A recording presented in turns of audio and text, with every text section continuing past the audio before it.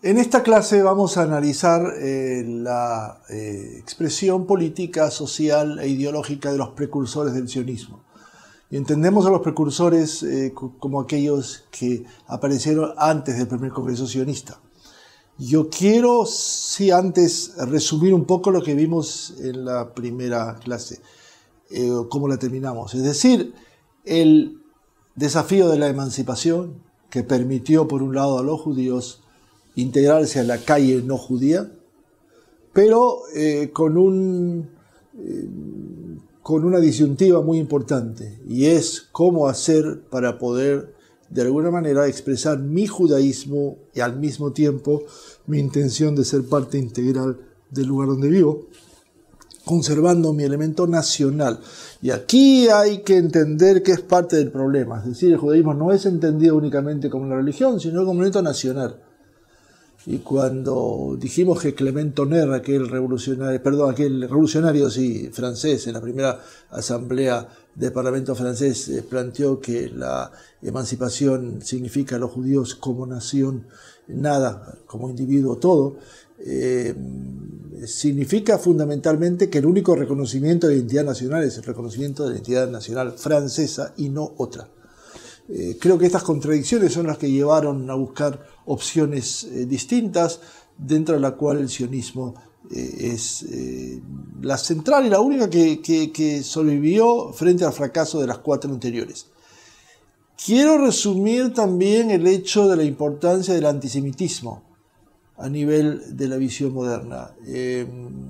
Un famoso folleto trágico, Los protocolos de los sabios de Sion, apócrifo, nadie sabe quién lo escribió, que apareció sobre el fin del siglo XIX, inicios del siglo XX, planteó la imagen del judío como un elemento que tiene la intención fundamentalmente de tomar las riendas del mundo, el poder económico judío, el poder político judío.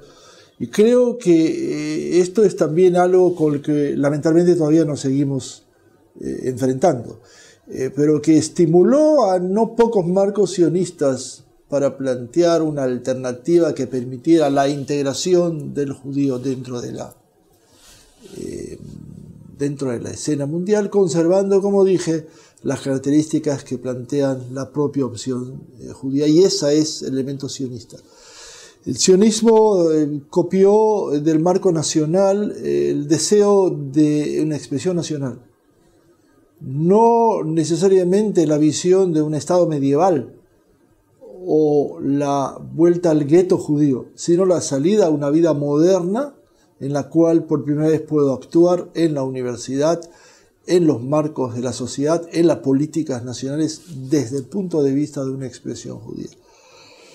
Pero vuelvo a repetir, el sionismo planteó, quizás con una sola excepción, la de Ahad Ha'am, un personaje que vamos a ver después, una opción que era real únicamente para los judíos que decidieran llegar a Eretz Israel, a formar ahí el hogar nacional judío, y no para aquellos que, como no sufrían, generalmente los ideólogos vieron para aquellas personas que no iban a llegar a Israel, que la opción de la integración total, que básicamente lleva a la asimilación, era el elemento que se iba a dar ahí en forma prácticamente ineludible.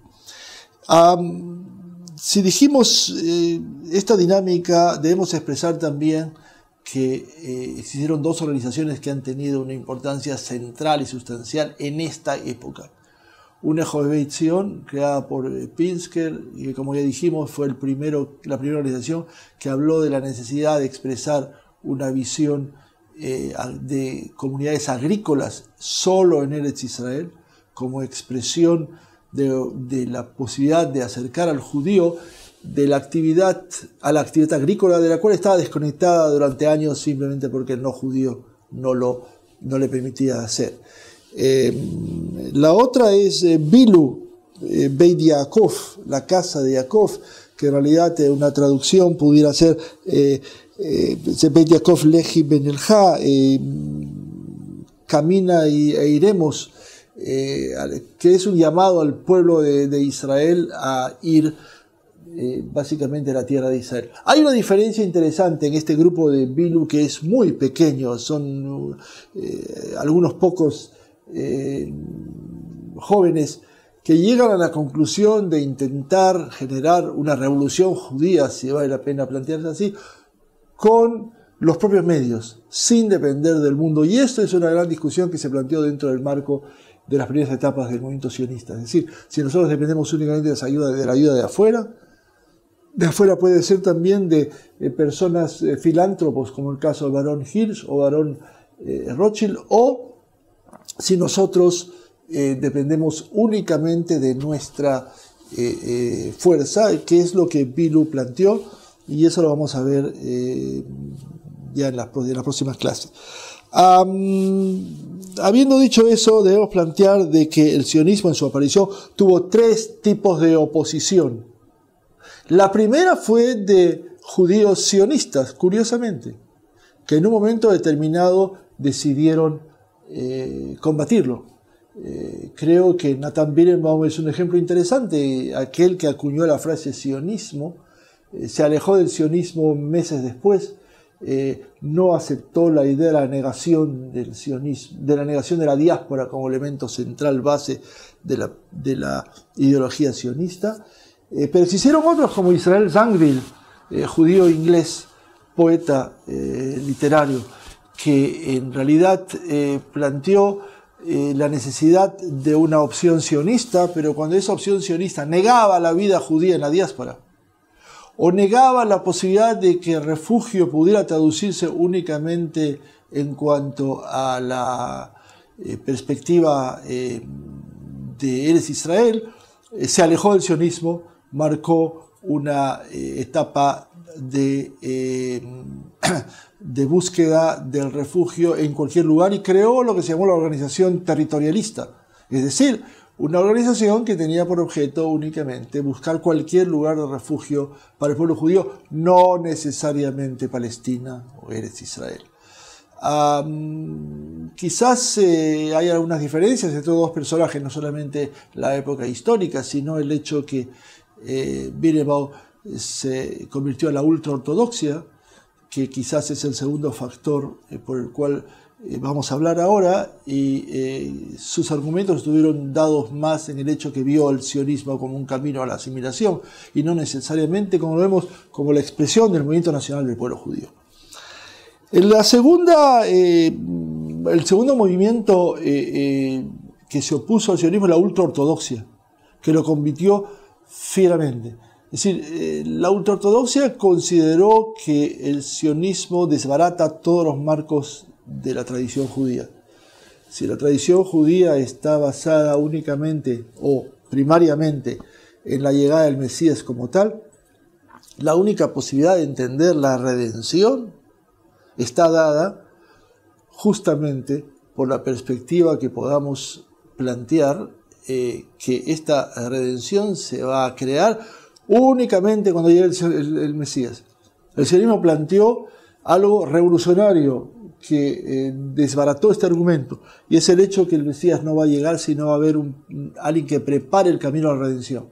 Y preparar el camino a la redención es crear un marco productivo que permita que judíos que lleguen a Eretz Israel tengan fuentes de subsistencia distintas de las que existían hasta ese entonces, que era la haluká, es decir, la repartición de fondos, que era el producto por medio del cual los judíos en la diáspora estaban obligados a poder enviar fondos como un compromiso para que aquellos que existen acá, vivan acá, puedan seguir rezando, estando cercanos a la religión y conservando el espíritu judío. Esta es una visión estática.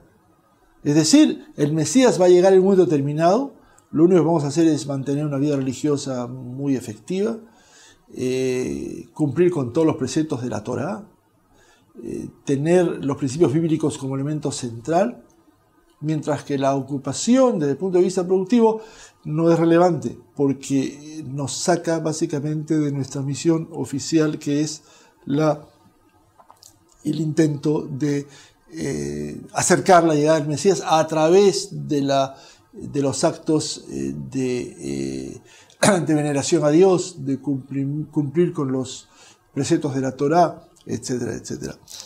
Y la tercera opción que se opone, o la tercera visión que se opone al sionismo, es el socialismo, que mantuvo y mantiene en la vida moderna una férrea oposición a la existencia de una opción judía propiamente.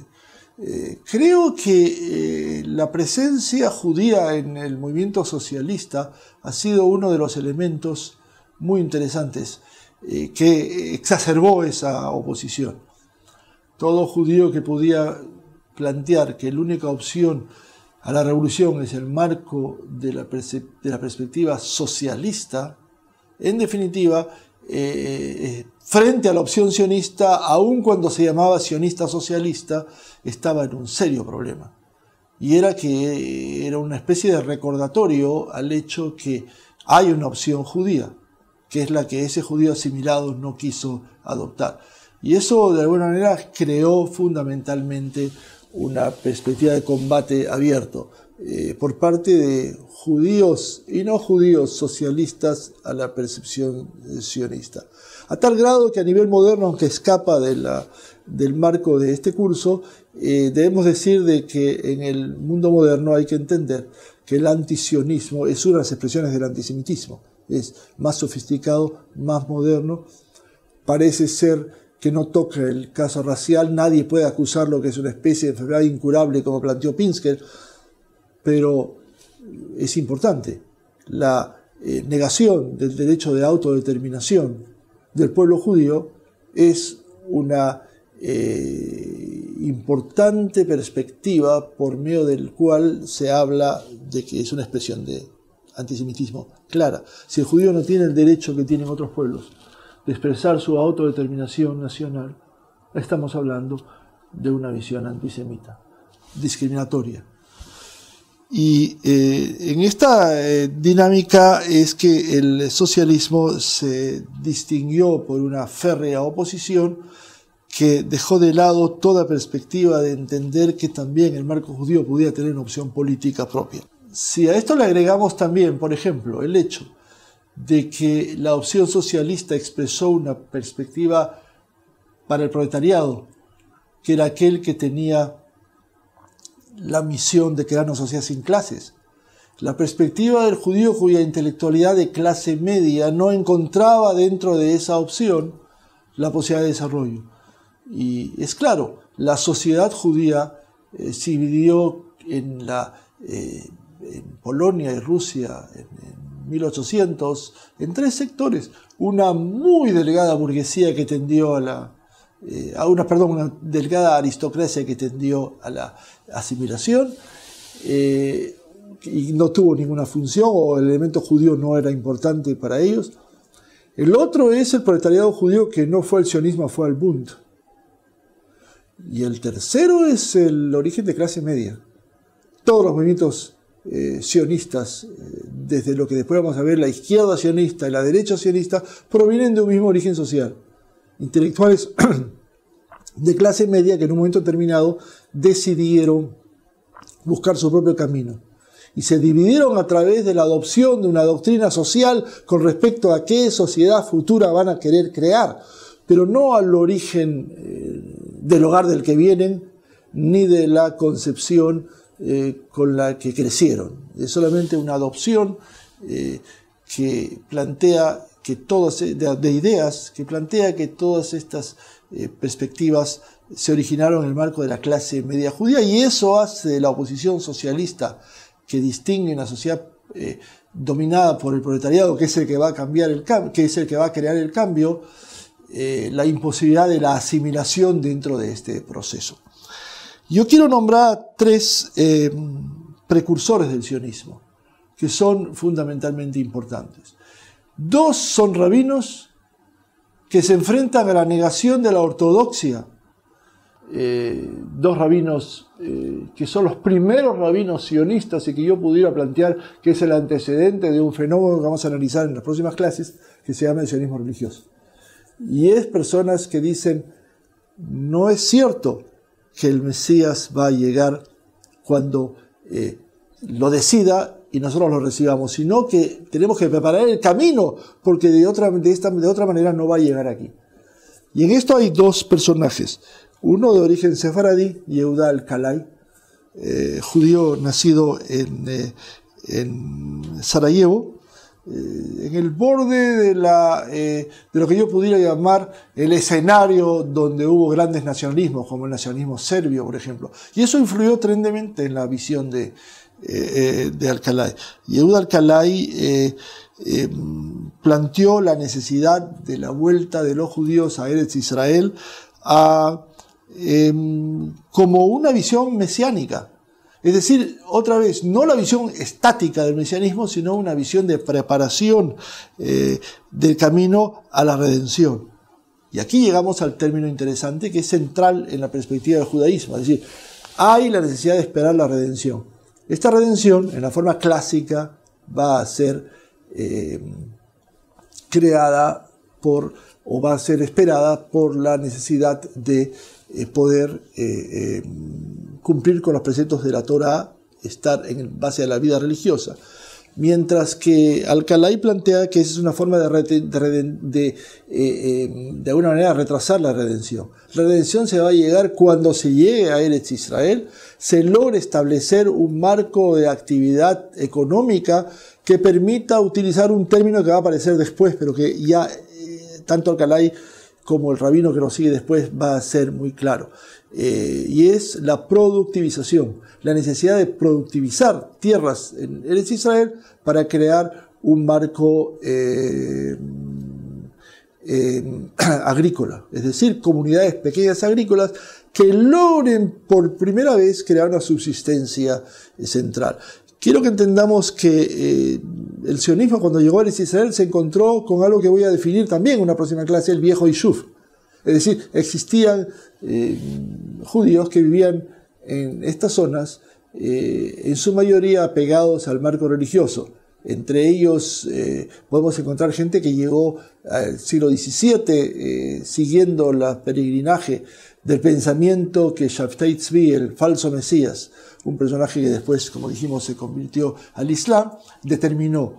Pero Yehuda al-Kalai habla de elementos que son tremendamente revolucionarios. La necesidad de la utilización del idioma hebreo. Y aquí empieza por primera vez algo muy importante. Al-Kalai, que nació en 1798, es de los primeros que plantea la necesidad de utilizar el idioma hebreo. ¿Por qué es importante? Porque este es un idioma bíblico.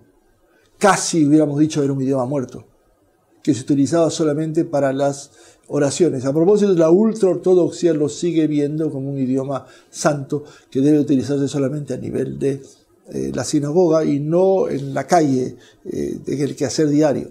Esto es algo que el sionismo sí lo transformó. Y creo que es uno de los grandes milagros que se plantearon y es la perspectiva que se pudo ver, la expresión de una rica producción intelectual en hebreo. Y de los precursores está fundamentalmente Yehuda al-Kalai. Yehuda al-Kalai planteó la necesidad de la compra de tierras, del trabajo agrícola, inclusive de la necesidad de conseguir fondos para que se pudiera plantear. Pero él fue consecuente, porque él habló del retorno a la tierra de Israel, que significaba la presencia física. Y aquí se diferencia de la otra visión clásica que dice Beshaná Baba Yerushalayim, el próximo año en Jerusalén, pero eso no implica que tiene que traducirse en una forma de práctica. Mientras que al-Kalai tomó en sus manos el camino de Eretz Israel y llegó en 1874, falleciendo en 1878, vale decir, los 4 últimos años de su vida los pasó en Jerusalén. Él planteó que los judíos requieren una tierra para ellos. Es decir, cómo podemos ver, su visión no fue solamente mesiánica, sino una copia de los movimientos nacionales que se dieron en otros pueblos y que fundamentalmente expresó también la necesidad de tomar el mismo modelo, de trabajar la tierra para crear elementos comunales, agrícolas, producir. Si hay algo que el sionismo adoptó en su llegada, es lo que llamamos la romántica de la naturaleza.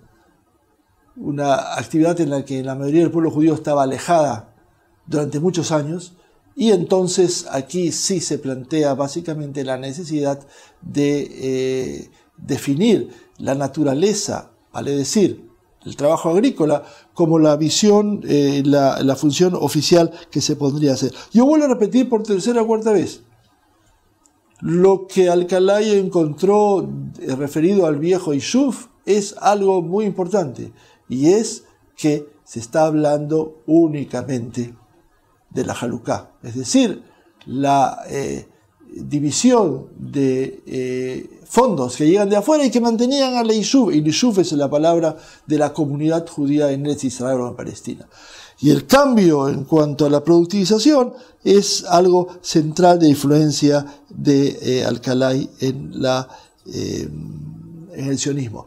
Comprar la tierra para redimirla, me parece que es un elemento sumamente importante en su concepción, es decir, la utilización de dinero básicamente no solamente para la subsistencia tal como se dio cuando no había, sino utilizar ese dinero no para ello, sino para comprar la tierra que pudiera permitir extraer los frutos que permitían de alguna manera la creación de la sociedad moderna. El segundo personaje es un personaje que nació en el mundo ashkenazí, significa el mundo europeo, en una ciudad de Posen, en la Prusia, y se planteó en 1795, año de su nacimiento y muerte en 1874.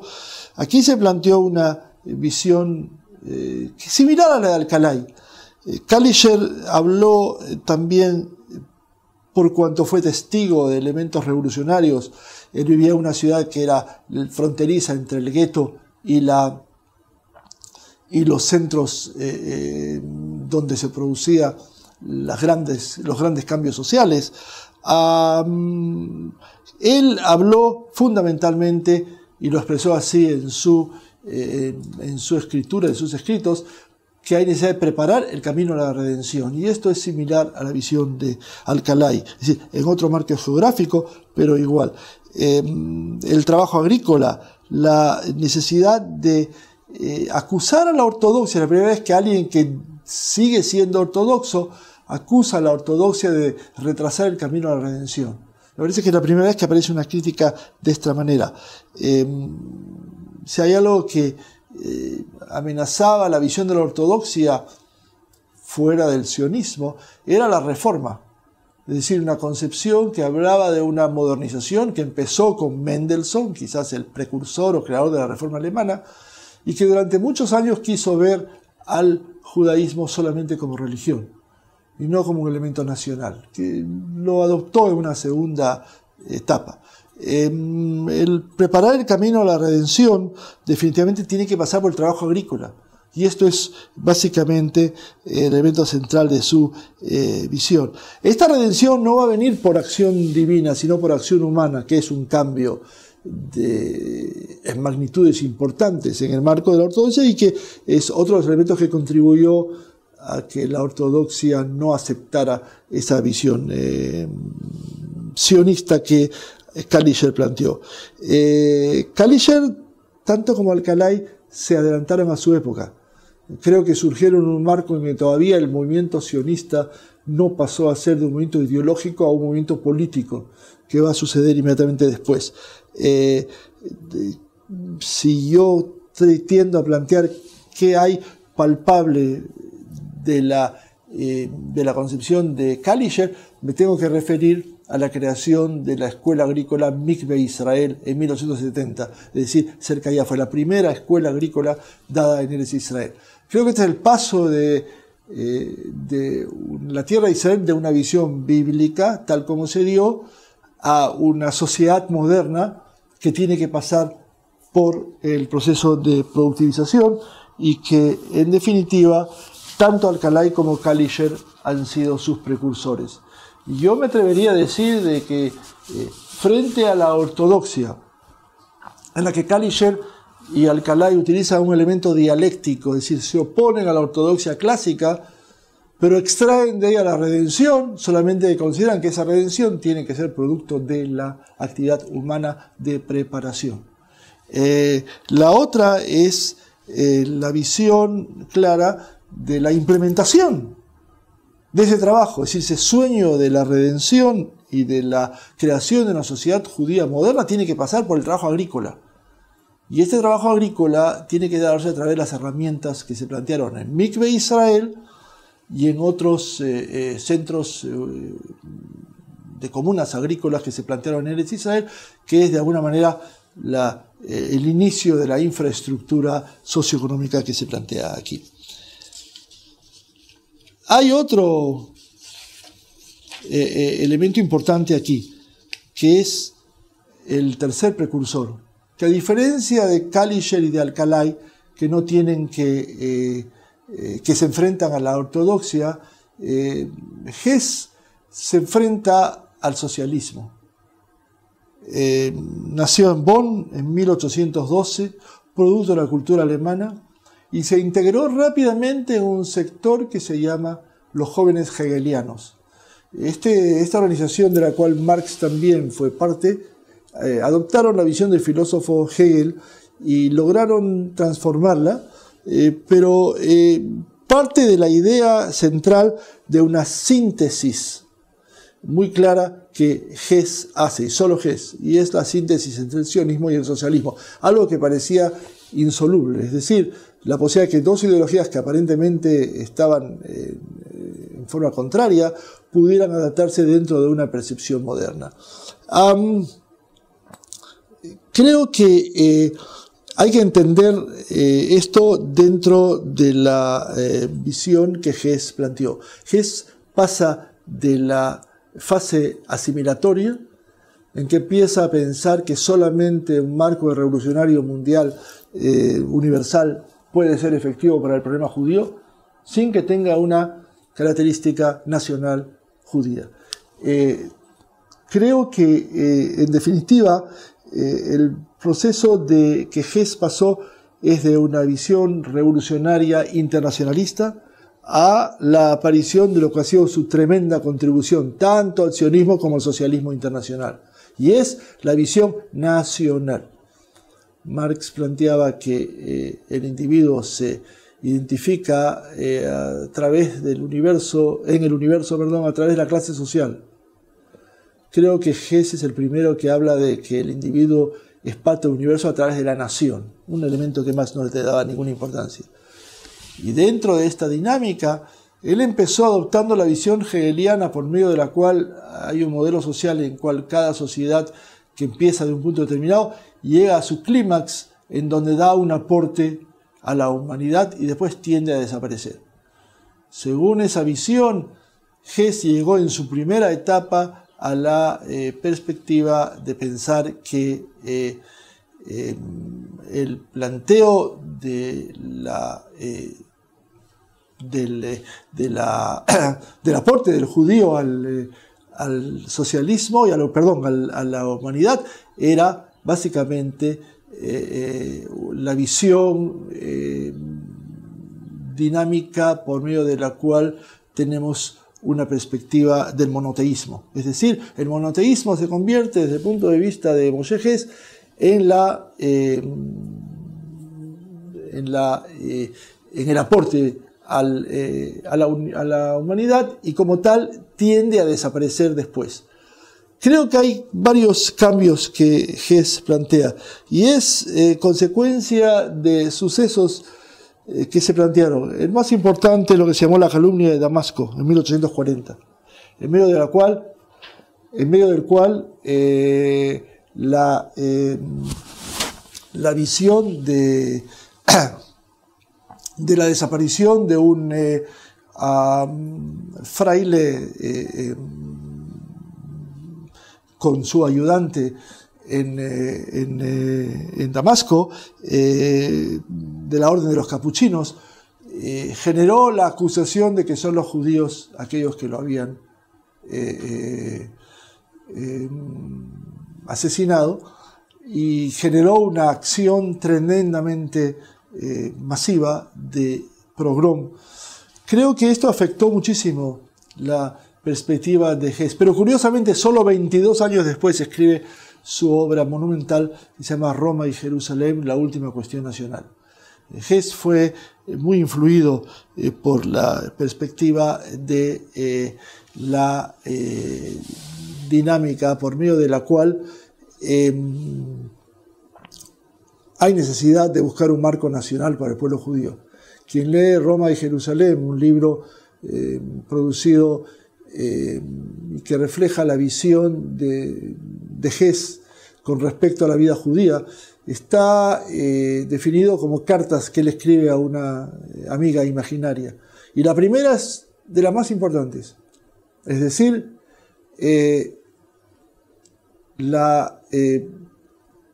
Hess empieza pidiendo perdón a su pueblo por haber estado alejado tanto tiempo de la visión nacional.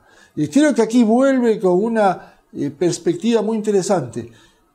Él, que provenía de una educación totalmente religiosa, vuelve a plantear por primera vez la dinámica por medio de la cual hay en el marco judío la necesidad de buscar una solución nacional. Y esa solución nacional es la expresión de una sociedad moderna tal como él la vio en Europa. Y creo que esta es la influencia del marco de cambios sociales que se dan en Europa en el sionismo. Él habló de que las condiciones que se dan en la sociedad judía están basadas en una percepción socialista. Y es interesante. Él ve el descanso sabático como un elemento muy importante dentro de esta dinámica. Él ve la perspectiva fundamentalmente de una acción colectiva en el judaísmo. La madre y no el padre es el elemento consensual que genera la unificación de la familia. Él ve todas las festividades judías en un marco social. Sí, empezando por el sábado, no es una festividad religiosa únicamente, sino tiene una expresión del descanso sabático que tiene un elemento de justicia social sumamente importante. Él plantea algo que en realidad ha sido muy importante dentro de ese análisis, y es la importancia de la lucha nacional antes de la lucha social. Es decir, primero vamos a conseguir un marco de lucha nacional que nos permita concebir nuestra realidad como pueblo en un territorio solo en Eretz Israel, la creación de una sociedad, y es esa sociedad la que después va a tener que hacer su lucha social interna, que es un elemento de cambio central. El socialismo clásico, especialmente Marx, no lo aceptó, lo vio como una desviación. Es interesante la frase de Marx que lo llamó el rabino comunista, es decir, intenta ser comunista, pero en realidad es rabino, que lo ve como una desviación nacional dentro de las teorías que se plantearon en el socialismo, pero en realidad Hess está planteando lo que pudiera ser las primeras visiones de sionismo socialista que se plantearon, es decir, sociedad basada en algo que tiene que ser claro. El pueblo judío no ha dado todavía al mundo su contribución, y esa contribución va a ser llamada justicia social. Me parece que dentro de esta dinámica es interesante ver el aporte de Hess a una sociedad moderna tal como él plantea, y él dice que todas los componentes que tiene la religión y el nacionalismo judío justamente permiten ese desarrollo. Dentro de la filosofía de Hess, él habla de la creación de una sociedad con una total propiedad pública de los medios de producción, una sociedad agrícola, tal como se plantea, una perspectiva fundamentalmente de plantear que al pueblo judío le corresponde fundamentalmente una independencia nacional y una creación social que le permite plantear las alternativas que se dan. Esta alternativa clara está dada por el hecho de que él no ve solamente a la sociedad judía cerrada, él ve una sociedad judía en Eretz Israel abierta a el mundo. es parte de la revolución social de la que el mundo fundamentalmente va a aceptar. Los judíos en el marco de una gran revolución mundial a través de su concepción nacional. Y esto nos vuelve a la idea clásica en el marco sionista, es decir, los judíos pueden participar en un marco universal solamente en cuanto tengan una percepción nacional. Solamente cuando llegan a la creación de un marco nacional les permite su integración en el elemento histórico. Elemento histórico significa en el marco de grandes cambios sociales. El lado de una sociedad que aparece aquí quizás por primera vez la necesidad de una sociedad justa, la perspectiva de su justicia social. Y si ya tenemos dos elementos en el marco del sionismo, vale decir, la primera es el factor de refugio que Herzl y Pinsky plantearon, aparece otro factor no menos importante y es el factor de justicia social. Sociedad como refugio, pero sociedad que tiene un marco de justicia social dentro de su esfera. Es decir, la dinámica de que si Roma llegó a ser la última nación, la unificación de los estados italianos, que expresan la simbología de tener un estado unificado italiano, de la misma forma los judíos a través de ello tendrían que tener la Jerusalén, o sea, Roma y Jerusalén. La última cuestión, falta Jerusalén para llegar básicamente a una perspectiva central. La sociedad que se va a crear en Eretz Israel es una sociedad voluntaria, social, donde va a haber un elemento de comunión. Yo creo que Roma y Jerusalén es la expresión que hace la diferenciación entre la visión clásica marxista y la perspectiva de un socialismo más romántico, del cual Hess plantea, donde hay algo que va a ser desarrollado más adelante, que se llama la voluntad humana, que es la que puede hacer los grandes cambios sociales, adaptando justamente las condiciones que el marco judío, la tradición judía plantea. Es muy interesante plantear sobre todo cómo Hess se opuso al planteo de la reforma. Es decir, la reforma como tal para él no es un elemento que pueda ser efectivo en el análisis del pueblo judío. La reforma significa, tal como se planteó en ese entonces, solamente ver el judaísmo como religión. Y en cambio la perspectiva nacional nos va a permitir una dinámica mucho más importante. Por eso Hess, a pesar de hablar de una sociedad con marcos sociales muy adelantados, mantiene un nexo muy profundo con el judaísmo, es decir, habla de una dinámica que pudiera llamarse hoy día secular, pero que está basada en toda su perspectiva como una relación muy intrínseca con las fuentes judías. Yo no creo que hay en ningún elemento de los ideólogos sionistas, por ejemplo, ninguna visión que hable de la división, de la necesidad de separar religión y Estado. Puede hablar de posiciones seculares, tales como hemos visto, pero en ninguna se plantea algo que en definitiva pudiera ser una sociedad sin una visión nacional. Y creo que esto es importante, ya desde Hess se habla. ¿Cuál es el aporte de Hess? Varios. Creo que la perspectiva social que nosotros heredamos en el Estado de Israel moderno de hoy, de una visión comunitaria, con todos los cambios sociales que se pueden dar, pero la dinámica social por medio de la cual la propiedad de la tierra, por ejemplo, en el Estado de Israel moderno, está en su mayoría en manos del Estado, la visión pública de los medios de producción, es algo que Hess lo aporta y Herzl lo adopta. en su en su percepción personal, como vamos a ver después. Creo que la persecución de una sociedad moderna para el pueblo judío basado en una perspectiva nacional es quizás el elemento más interesante de esta visión social. Él ve la perspectiva de poder expresar una sociedad colectiva como elemento central que permite al judío definirse como tal. Y creo que estos son los elementos más importantes dentro de esta visión.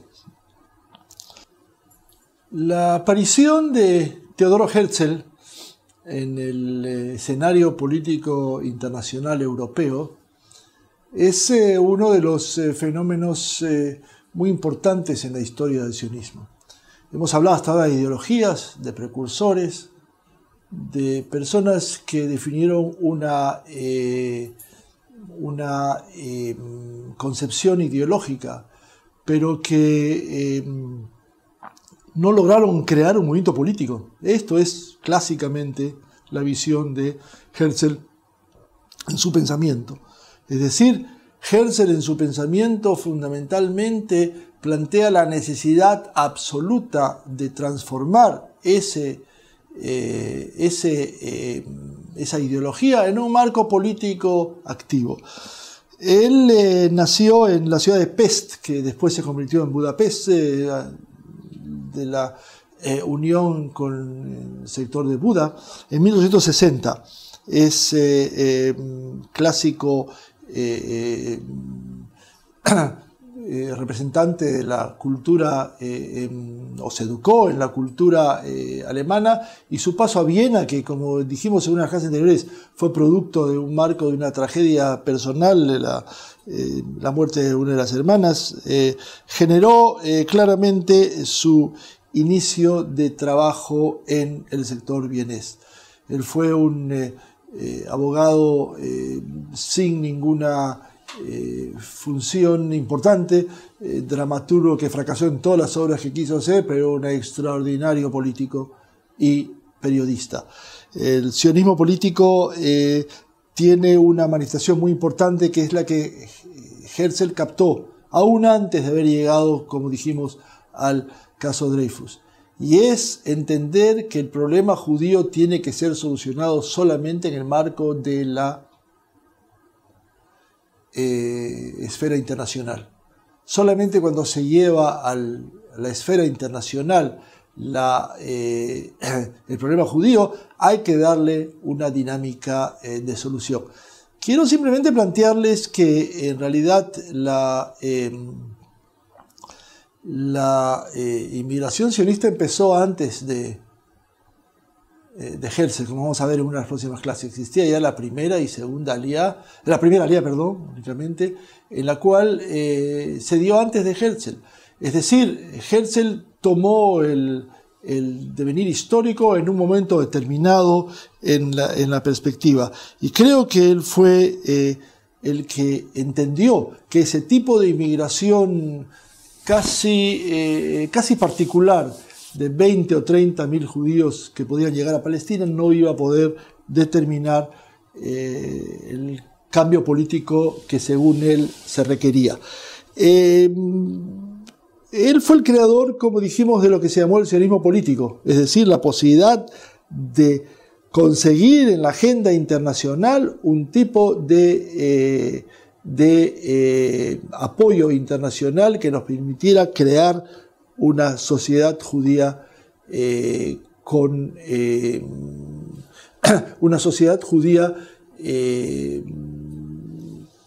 el apoyo de los marcos internacionales. Esta dinámica es la que lo llevó a utilizar inclusive a nivel profesional. Fue un excelente periodista en el Neue Freie Presse, que como vimos lo llevó a la dinámica de llegar a el caso Dreyfus, en la cual fue un corresponsal. Pero su acción no estuvo de alguna manera respaldada por la comunidad judía de Viena, que por el contrario lo vio con un elemento extraño, casi diría casi sin realismo. ¿Quién pudiera pensar que en un marco como la Comunidad de Viena se pudiera de alguna manera intentar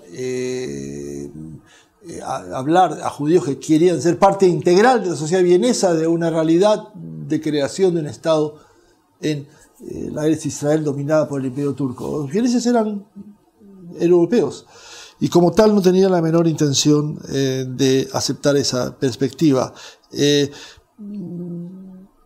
Durante su acción política él se entrevistó con varios personajes. El barón Hirsch, que fue conocido después por aquel que llevó la inmigración judía a la Argentina. El barón Rothschild, que tuvo una importante definición en el establecimiento de colonizaciones, sobre todo en la primera alía en la Eretz Israel o Palestina. Al Papa Pío X, a quien le pidió una ayuda para poder convertir ese sueño que parecía ser la creación del Estado judío en realidad. Pero la exigencia del Papa Pío X fue una conversión de los judíos al cristianismo, cosa que Herzl lo plantea mucho en sus escritos, por supuesto no aceptó. Y entonces buscó otras alternativas. Por ejemplo, la posibilidad de entrevistarse con el Kaiser Guillermo. Toda la visión de la relación que el Kaiser Guillermo tenía internacionalmente con el sultán de Turquía, que dominaba la zona de Eretz Israel, de Palestina, dentro del marco del Imperio Otomano, pudiera fundamentalmente plantearse como una alternativa. Todas estas situaciones fracasaron totalmente. Es decir, mientras se expresaba la tragedia judía en Europa a través de los pogroms, se hacía cada vez más dificultoso la posibilidad de conseguir un Estado judío en el marco de las alternativas que se hubieran dado. Quiero simplemente participar o analizar el hecho que Herzl no planteó únicamente la alternativa de Eretz Israel. Inclusive en sus perspectivas y en sus escritos al principio pensó en cualquier otra alternativa. Se habló de la Argentina como una alternativa que pudiera darse, y solamente la imposibilidad que eso se diera lo orientó nuevamente a la clásica visión de Eretz Israel. Pero estas perspectivas fueron totalmente un fracaso. La existencia de lo que fue la visión del movimiento antisemita, tal como se dio el programa de Kishinev, lo llevó a buscar, 1903, lo llevó a buscar una alternativa, que era otra vez nuevamente la visión de recordarle que Eretz Israel todavía seguía siendo vigente. Pero seguía siendo vigente solamente para Herzl y para aquellos que soñaban, los pocos que podían aceptar ese planteo. En el mundo internacional y sobre todo en la perspectiva de los gobiernos, nadie vio en la posibilidad de otorgar un marco nacional al pueblo judío algo que podía ser viable. Creo que nosotros volvemos a la clásica pregunta de la internacionalidad, es decir, de la clásica pregunta que podemos decir: si se dio una emancipación, eso es suficiente. Si queremos dentro de la emancipación judía crear nuevamente una perspectiva nacional, esto básicamente no fue aceptado. Hemos tratado en una clase anterior la importancia del caso Dreyfus dentro de esa perspectiva. Es un elemento de impulso, sin lugar a dudas, en cuanto a que aceleró el proceso de la necesidad inmediata de plantear. Herzl se pregunta en sus escritos dónde va a ser ese Estado, y él da dos alternativas: Argentina o Palestina. Argentina, una tierra fértil, que además había publicado la necesidad de pedir personas que llegan a colonizar, a fertilizar las tierras allí, y por otro lado la dinámica de ver el clima, que era sumamente benéfico, mientras que Palestina tenía la relación histórica en su historia, y que eventualmente la podía poner como una de las alternativas más importantes. Pero Herzl era sumamente pragmático en esta dinámica y vuelve a la función de la cual nosotros hemos hablado hasta ahora, y es la visión de refugio. El Estado judío, para el pueblo judío, tiene que tener como consideración la perspectiva de refugio. Y aquí empieza a desarrollar gran parte de su teoría, que es la creación de una sociedad que se va a organizar en la diáspora, con grupos humanos, obviamente, en los diversos lugares donde los judíos viven, a través de sus rabinos, que van a ser las guías espirituales y que van a llegar a Eretz Israel, a la creación de una sociedad. Esta sociedad tiene que tener características un poco distintas a las que se plantea en Europa, y es aquella en que hay un control estatal de los medios de producción.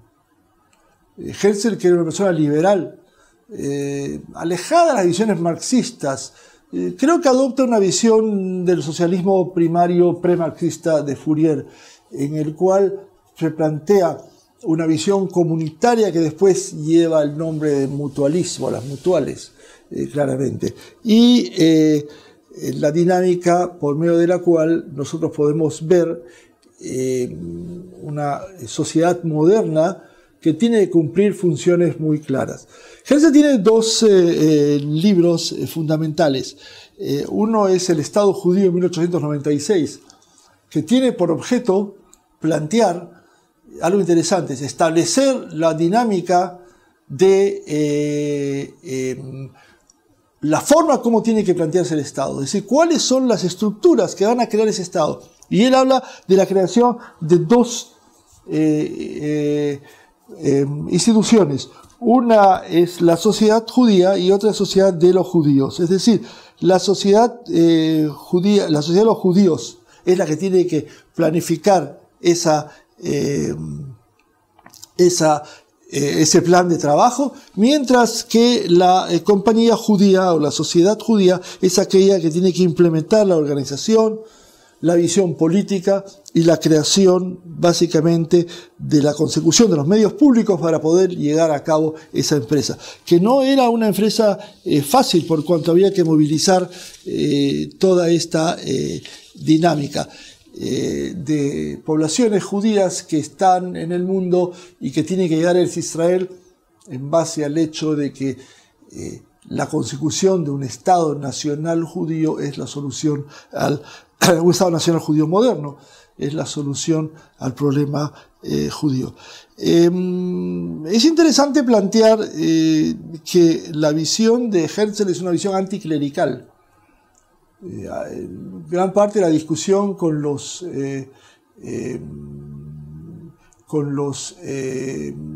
la ortodoxia es el hecho de la negación, según la versión ortodoxa, de las perspectivas religiosas por parte de Herzl, pero eso no es totalmente cierto. Él habla de una visión laica, donde la función de los rabinos debe ser básicamente del liderazgo espiritual, pero sin ninguna función política.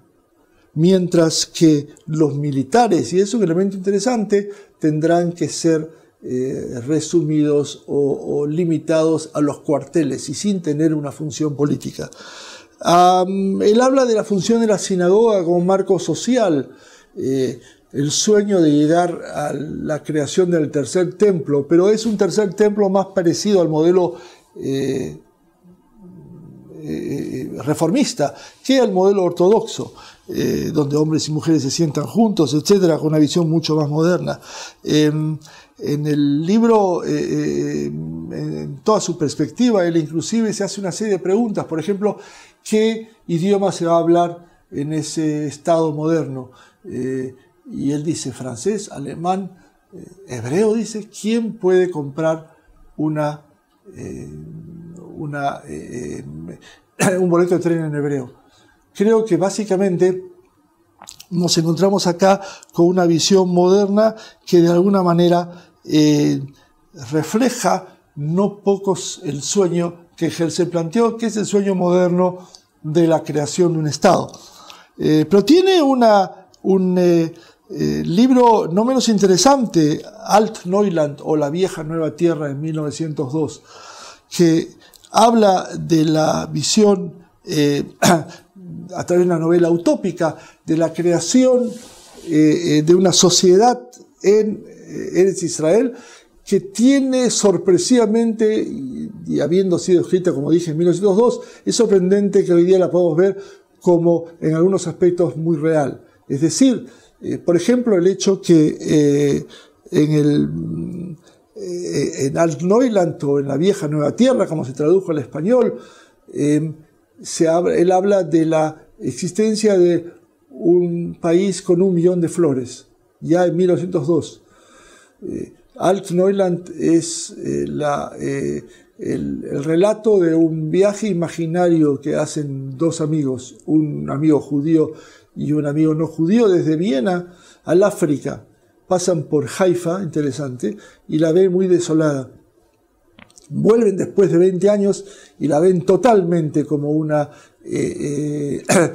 ciudad moderna, con muchísimo adelanto, con una serie de elementos interesantes. Por ejemplo, si nosotros podemos ver hoy día la crisis de agua que tenemos moderna en el Mar Muerto, vemos que ya en el libro de Herzl, él plantea fundamentalmente la creación de un canal entre el Mar Rojo y el Mar Muerto, algo que ecologistas lo ven hoy día muy problemático, pero sigue siendo vigente como uno de los sueños de alguien que no entendía absolutamente nada de tecnología. Los elementos de producción económica que él planteó, pero sobre todo la perspectiva social de cooperativas, tal como se dio, creo que es un elemento que lo distingue dentro de esa perspectiva. Hay algo que a mí personalmente me llamó la atención de forma muy positiva, y es su lucha contra el racismo. Ya en 1902, él prevé la posibilidad de que haya un rabino con una visión racista totalmente en Eretz Israel, en esa tierra judía, en ese país, que se presenta a elecciones y nos expresa todo el desarrollo fundamentalmente tal como se dio. Este personaje pierde las elecciones, se va del país y creo que nos deja un mensaje muy claro. Gran parte de las fuentes de trabajo antijudías y sobre todo antisionistas nos plantea la posición colonialista de Herzl, lo cual es absolutamente incierto o falso. La visión de considerar a Herzl un elemento imperialista es falso. Es decir, toda su perspectiva, él describe un encuentro imaginario entre ese amigo judío y Rashid Bey, un personaje árabe, en el cual él le pregunta cuál es la situación de ustedes con los judíos. Y la respuesta de él es, con los judíos tenemos excelentes relaciones. En estas relaciones se manifiestan en una comunión de ideas, ellos nos han traído el progreso, no hay ninguna necesidad por la que haya un conflicto. Y aunque esta posición a la luz del elemento moderno es una visión ingenua, creo que representa una perspectiva muy interesante. Es decir, Herzl no plantea acá la llegada a una visión colonialista. Si bien es cierto, considera que este país va a reflejar la cultura europea, no se refiere a los nativos como elemento de segunda categoría, si se puede hablar de ellos así. Los árabes, fundamentalmente, son parte integral de esa sociedad moderna que Herzl soñó. Tienen derecho a voto, o derecho a voz igual y a voto igual en las elecciones para las autoridades, igual que los judíos. Y creo que eso deja de lado toda perspectiva que puede plantear una visión discriminatoria. Por el contrario, hay dentro de esta visión romántica, algo muy interesante, y es el sueño del cual Herzl plasma en una realidad. Casi en su gran mayoría los elementos que Herzl planteó acá se cumplieron, se dieron como una perspectiva central, como una concreción de los sueños de Theodor Herzl y la creación de una sociedad que respeta derechos humanos, y tiene otro elemento más que lo vamos a ver un poco más adelante, y es el papel de igualdad de la mujer. En ese sentido, Herzl se adelantó a su época, porque pocos eran los centros políticos en el mundo en el cual definitivamente hay igualdad de los derechos de las mujeres a principios de siglo. Dijimos que un aspecto muy importante que a veces no se toma en cuenta es la significación de la igualdad de las mujeres como un elemento importantísimo por parte de Herzl dentro de su doctrina. Una total igualdad, y se va a expresar después en el marco del primer Congreso Sionista, que va a expresar el primer Congreso Sionista, donde las mujeres tuvieron derecho a voz, y en el segundo, en 1898, ya derecho a voto igualitario con los hombres. Creo que dentro de estas perspectivas tenemos que encontrar el gran aporte de Theodor Herzl al sionismo. Es, como dije, la conversión de un marco ideológico en un marco político, la perspectiva de que a pesar de toda la oposición que pudiera haber, Herzl logró convencer a no pocas personas en la esfera internacional europea la posibilidad de lograr sacar adelante. Y en esto fue casi febril. Hay cosas que tenemos que manifestar. Trotsky, el revolucionario ruso, dijo alguna vez que un revolucionario, para ser revolucionario, tiene que sacrificar la familia, el trabajo, el placer individual, prácticamente todo, dedicarse únicamente a la revolución. Difícilmente encontramos hoy día gente que acepte esa perspectiva, pero Herzl fue alguien que cumplió a fiel de la letra, aunque por supuesto él precedió a Trotsky, este precepto. Tuvo una vida personal sumamente difícil, tanto con la esposa, que pensó que él había sacrificado todo en aras solamente del ideal sionista. Fundamentalmente se planteó la visión casi trágica de los hijos. Ninguno de los tres sobrevivió. El suicidio del nieto. Creo que sin entrar elementos psicológicos que no me competen, pudiéramos plantear que el sionismo absorbió totalmente a Herzl, y es parte de... Es quizás este elemento que hay que distinguir en su perspectiva política. Fue un revolucionario totalmente dedicado a su causa. Herzl no tuvo ningún apoyo, casi individual. Durante este periodo, todo el círculo personal de Herzl pensó que él había sido una persona que había perdido totalmente los cabales. La comunidad judía en Viena, que quería integrarse, de pronto encuentra a alguien que está hablando de la perspectiva de poder llegar a hablar de la creación de un Estado judío en un lugar que está bajo el mandato, que está dentro del Imperio Otomano. No es algo que eventualmente sea común, pero a pesar de eso él logró impulsar casi de forma febril.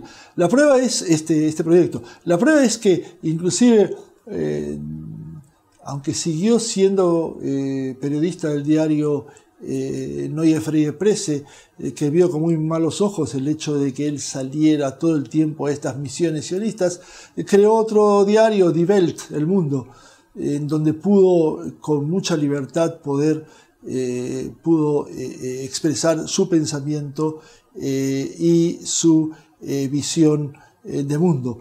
Creo que los dos libros, tanto Alt-Neuland como El Estado Judío, plantean varias ideas interesantes de lo que fue una utopía convertida en realidad. La creación de un marco político. No hay que olvidar que Herzl, un año después, 1898, visitó la tierra de Israel, cuando ya estaba muy enfermo, y logró de alguna manera impresionarse de varias cosas. Primero, de la dificultad de las perspectivas sociales en ese lugar, de la posibilidad de crear un marco social con dificultades objetivas sumamente grandes, y por otro lado, de las diferencias entre el sueño y la realidad tal como se pudieran hacer. Estuvo algunos días en Jerusalén, vio las dificultades que se dan en la posibilidad de desarrollar esa perspectiva, pero no perdió la esperanza. La prueba es que casi, se podría decir que hasta el día de su muerte en 1904, él siguió soñando con la consecución de un marco social, político, organizado en Eretz Israel. El instrumento más importante del pensamiento de Herzl para ese efecto es lo que nosotros llamamos el primer Congreso Sionista. El instrumento político más importante que Teodoro Herzl utilizó fue el primer Congreso Sionista. El llamado a delegados de comunidades del mundo a que asistieran a Basilea en 1897 y se reunieran para poder en ese momento crear un marco político que permitiera desarrollar la idea del Estado judío.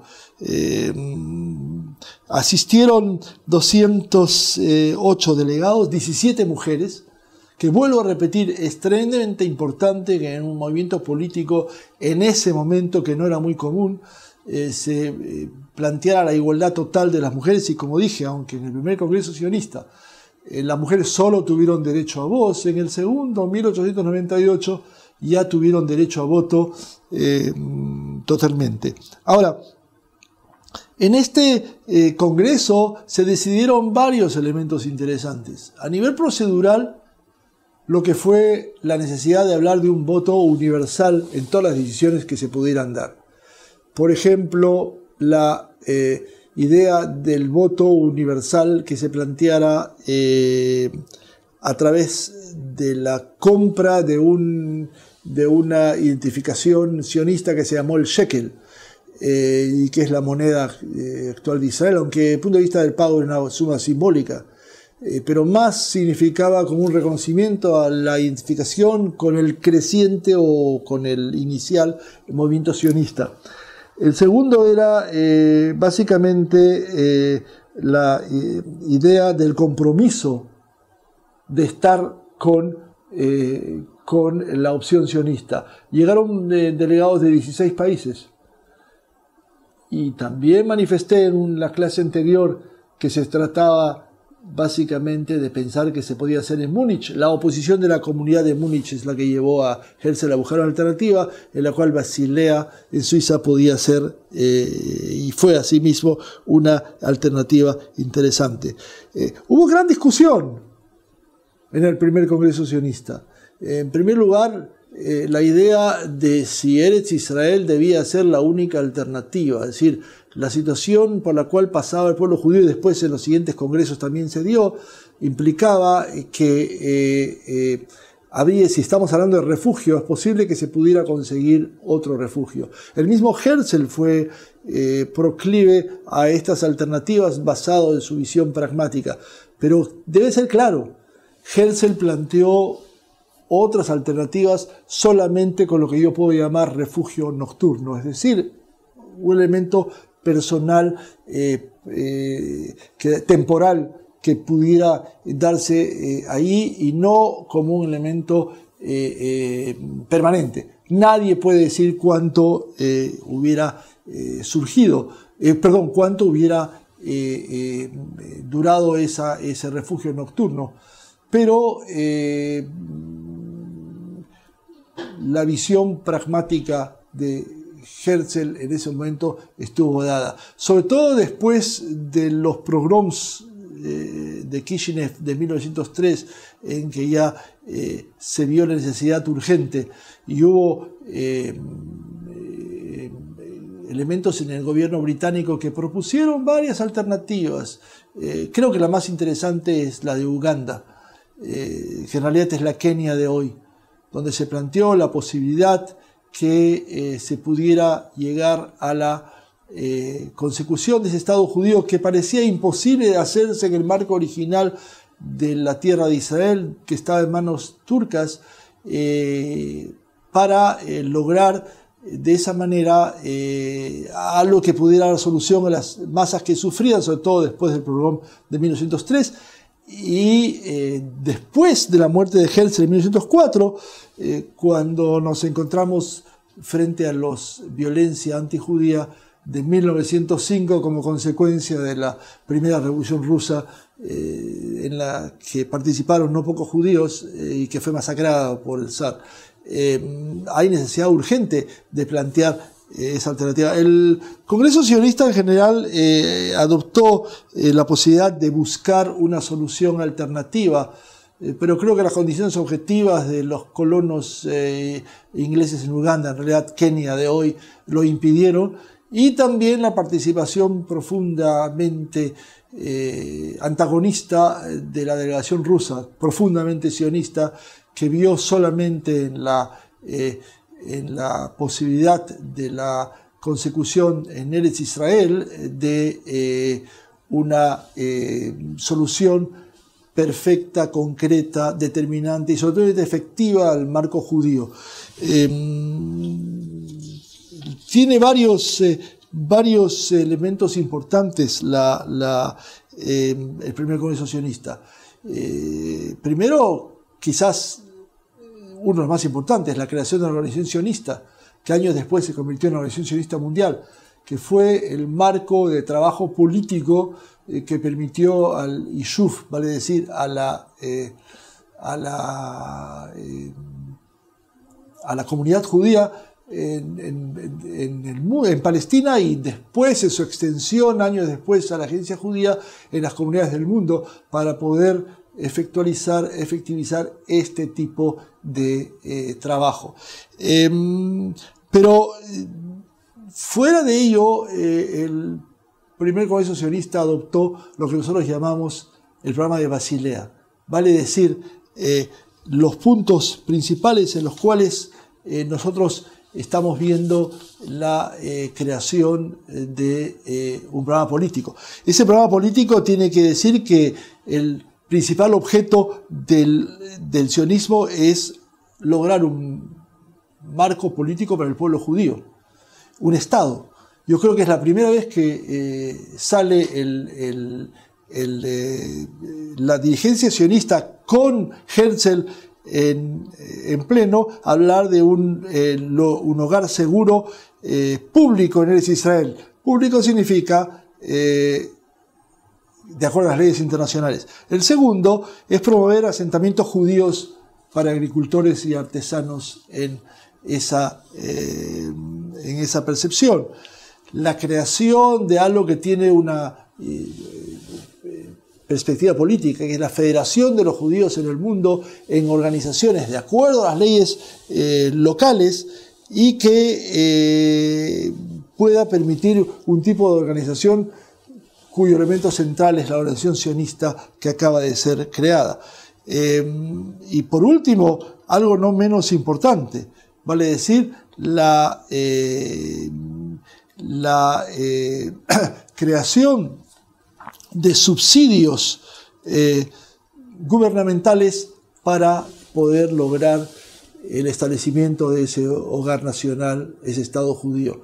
Aquí hay que ver, habría que analizar y lo menciono, la importante contribución del Keren Kayemet, creado en 1901 como institución que tiene por objeto la consecución de fondos para poder de esa manera lograr este objetivo. Herzl se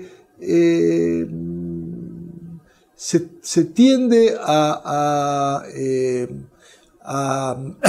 establecer como una visión moderna, clara. Y creo que con el tiempo nosotros no solamente hablamos de la visión moderna política que él tuvo, sino en el hecho que el mensaje de Herzl es un mensaje humano, moderno, justo y claramente integrado en los desarrollos políticos del mundo moderno. Me parece que esta es una contribución tremendamente importante. Por primera vez puso en el tapete internacional, aun cuando no recibió el apoyo de las autoridades y de los políticos en otras partes del mundo, la necesidad concreta de tener la imagen de un Estado judío como alternativa fundamentalmente central. Ahora, lo otro es la realidad del tipo de sociedad utópica que Herzl quiso plantear. Utópica porque estamos hablando básicamente de la época en la que él planteó. Es decir, una sociedad basada en tres elementos. En primer lugar, la propiedad pública de los medios de producción, la propiedad pública de los seguros y la propiedad pública de los bancos. Algo que cualquier Estado pudiera decir que, o cualquier análisis político podría decir que esto convierte a un régimen socialista, pero él estaba lejos de eso. Pero él consideró que en el marco de ese Estado que se está creando o que se va a crear, estos son medios de producción que tienen que estar en manos públicas y no manos privadas, y es el Estado el que tiene que determinar. Herzl no fue cuál es el Estado el que tiene que determinar cuál es la finalidad, cuál es el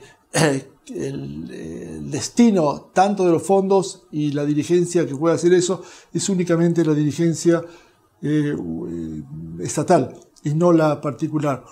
Es interesante porque nosotros hemos conservado gran parte de esta herencia ideológica.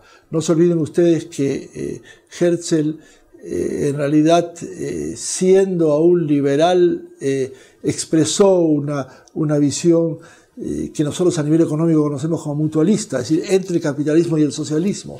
Y el Estado de Israel adoptó algunos de esos planteos. Por ejemplo, la visión clara de que la tierra está en manos públicas y no en manos privadas. Creo que es un punto de herencia sustancialmente importante. Me parece que dentro de lo que se llama régimen económico, hay en la visión herzliana una total y absoluta innovación de los modelos que nosotros conocemos dentro de esta perspectiva. Y hay que entender, el Congreso sionista fue el escenario de no pocas discusiones, de dos planteos que nos van a acompañar en el próximo encuentro. Uno es la oposición férrea que va a tener la facción socialista, que ve a Herzl como un elemento que representaba intereses de la burguesía mundial, o por lo menos de que estaba equivocado en su visión de ir a banqueros y a gobernantes para buscar su apoyo, mientras que por otro lado la necesidad era buscar un apoyo de masas. Nachman Sirkin, por ejemplo, uno de los representantes del sionismo socialista, fue un fuerte crítico. Y el otro es alguien que nos va a ocupar el próximo encuentro, que es Ahad Ha'am, la oposición fundamentalmente de lo que se llamó el sionismo cultural. Les recuerdo, tenemos tres aportes importantes. La visión de refugio herzliana, un elemento central. La visión de justicia social que plantea Hess, y la visión que va a integrarse ahora con respecto a Ahad Ha'am, que es básicamente la visión del sionismo cultural o espiritual. Es decir, la gran pregunta que hay que hacerse ¿es el judío individual que está en crisis o es el judaísmo que está en crisis?